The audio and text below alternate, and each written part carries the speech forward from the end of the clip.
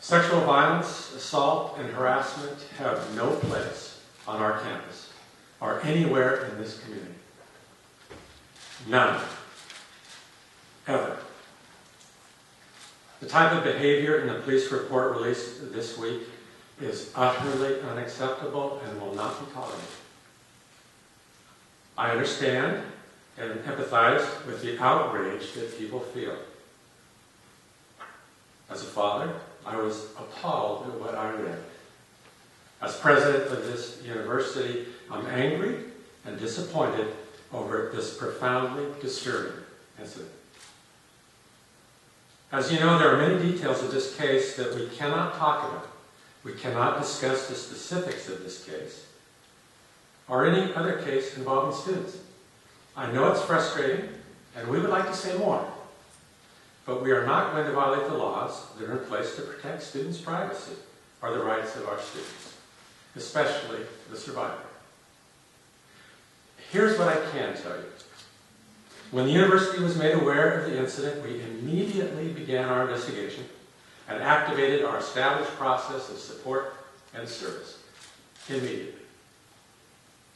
We cooperated completely with law enforcement.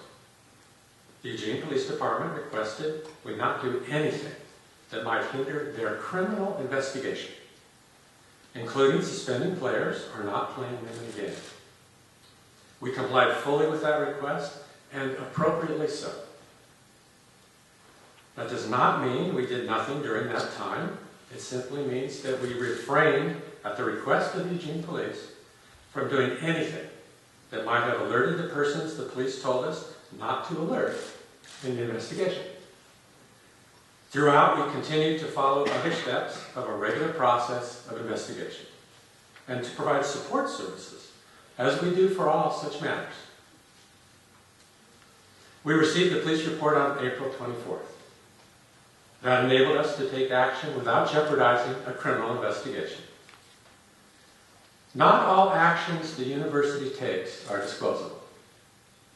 However, working with the UO Athletic Department, we took the following action. The 3 student athletes were suspended. They will not be playing basketball at Oregon again. We have and we will continue to pursue all appropriate action in this case. We have clear, established policies and protocols that we follow in all such cases. When and if we can share additional information, I assure you we will. In the meantime, it's my great hope that we as a university community will take this opportunity to address the broader issues of sexual violence and harassment directly, openly, and decisively. As a community, we need to engage in frank, productive discussions that will help eradicate such violence from our campus. Because even one instance of sexual assault in our community is too many. Over the past few days, I've talked with students all across campus to hear their feelings and concerns. Yesterday, I met with faculty members of the UO Coalition to End Sexual Violence to gain their perspective and talk about how the campus can most effectively work together to end sexual violence in our community. We have great expertise on our faculty, and we will draw on that and turn to them to help improve our response, support, and prevention practices. We have a student body of caring, conscientious young people who want a safe and respectful community. We will do whatever it takes to create a safe, secure environment for all of our students and foster a culture of respect and shared values on our campus. Our university will not tolerate behavior that runs counter to these values. I am encouraged by the attention the problem of sexual assault on college campuses has received recently on a national level, as outlined in a recent report from the White House Task Force to Protect Students from Sexual Assault.